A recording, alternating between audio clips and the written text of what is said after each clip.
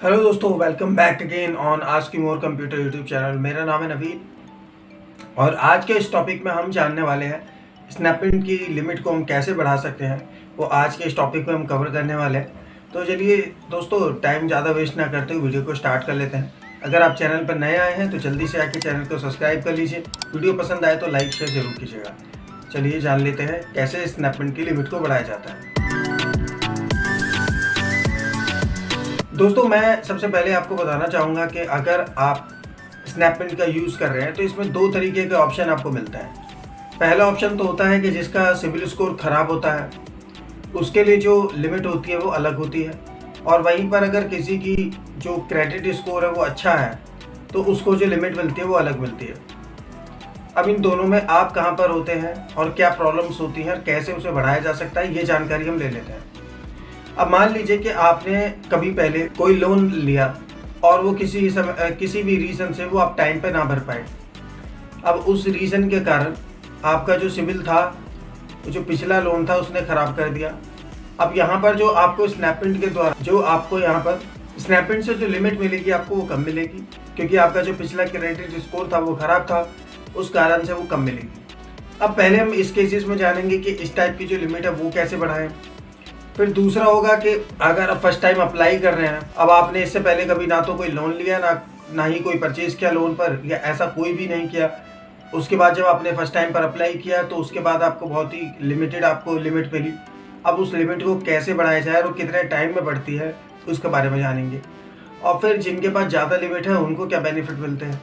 तो इन सभी क्वेश्चंस के आंसर आज हम इस वीडियो में जानेंगे। पहले हम बात कर लेते हैं उन यूज़र्स के बारे में जो फर्स्ट टाइम यूज़ कर रहे हैं स्नैपइंट को, जिन्होंने पहली बार यूज़ किया है और उनका जो क्रेडिट स्कोर है वो अभी ना के बराबर ही है। मतलब इससे पहले कोई ना तो उन्होंने कोई लोन पर कोई प्रोडक्ट परचेज़ किया है, ना ही ऐसा कोई ऑप्शन हुआ है। तो फर्स्ट टाइम वो परचेज़ कर रहे हैं या फर्स्ट टाइम वो अकाउंट ओपन कर रहे हैं। अब यहाँ पर स्नैपइंट पर अगर आप फर्स्ट टाइम ओपन करते हैं तो वो आपको लिमिट बहुत कम देता है, क्योंकि इससे पहले आपने कोई लोन लिया नहीं है, तो वहाँ पर आपका जो क्रेडिट स्कोर है वो कभी बना भी नहीं है। उस कंडीशन पे वो फर्स्ट टाइम आपको प्रोवाइड करेगा। अब इसमें कितना लिमिट होता है, वो स्टार्टिंग जो होती है वो 1000 या 2000 रुपये से स्टार्ट हो जाता है। मे भी हो सकता है कि वो आपको 4 से 5000 भी स्टार्टिंग में दे दे, वो डिपेंड करेगा। तो वो आपको इस तरीके की लिमिट आपको प्रोवाइड कर देता है। अब इस लिमिट को कैसे बढ़ाया जा सकता है ये पहले अब जान लेते हैं। दोस्तों, इसकी जो लिमिट बढ़ती है वो ऑटोमेटिकली इंक्रीज़ होती जाती है जब आप प्रोडक्ट परचेज़ करते हैं।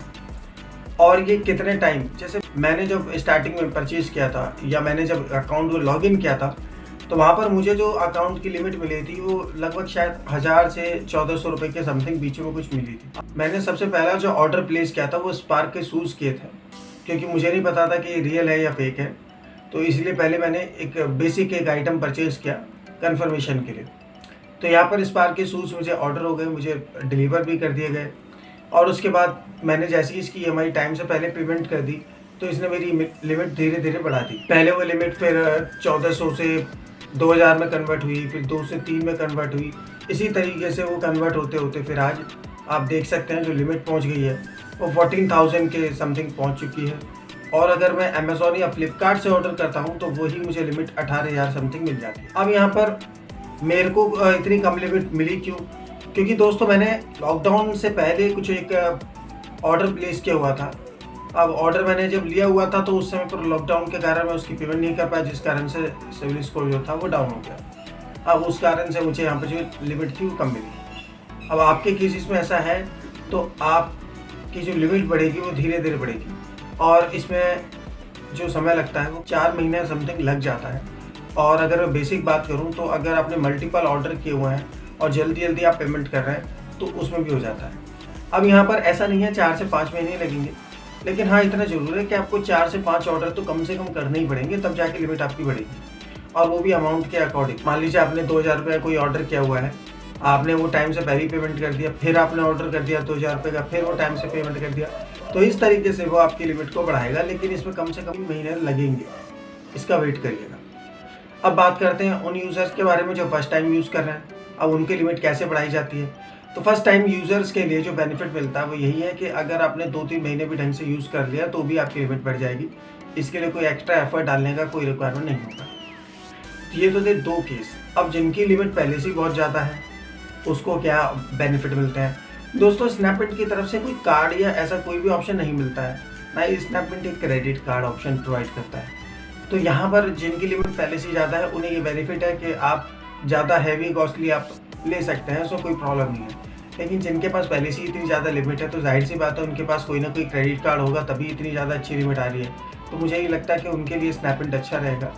आप ये बेसिक जो बिल्कुल स्टार्टिंग बेसिस पे होते हैं उनके लिए अच्छा है। आप इससे अपना क्रेडिट स्कोर अच्छा कर सकते हैं।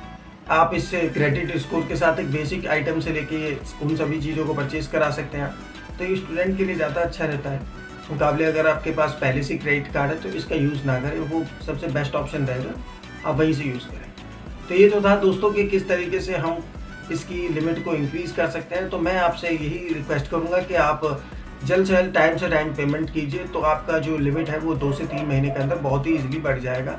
इसमें कोई एक्स्ट्रा एफर्ट या किसी को कॉल करना या ऐसा कोई ट्रिक्स एंड टिप्स नहीं होती है। बहुत सिंपल मेथड है, 2 से 3 महीने रेगुलरली आप पेमेंट कीजिए, ईज़िली बढ़ जाएगा, कोई प्रॉब्लम नहीं आएगा। तो दोस्तों कैसा लगा आपको ये वीडियो मुझे कमेंट सेक्शन में बताइएगा। वीडियो पसंद आई तो लाइक शेयर ज़रूर कीजिएगा। चैनल पे अगर नए आए हैं तो जल्दी से आके चैनल को सब्सक्राइब कर लीजिए, क्योंकि ऐसे ही इंटरेस्टिंग वीडियोस अब हम लाते रहेंगे जिसमें आप कुछ नया सीखते रहेंगे और हम आपको कुछ नया सिखाते रहेंगे। मिलते हैं आपसे नेक्स्ट वीडियो में, तब तक के लिए टेक केयर एंड बाय।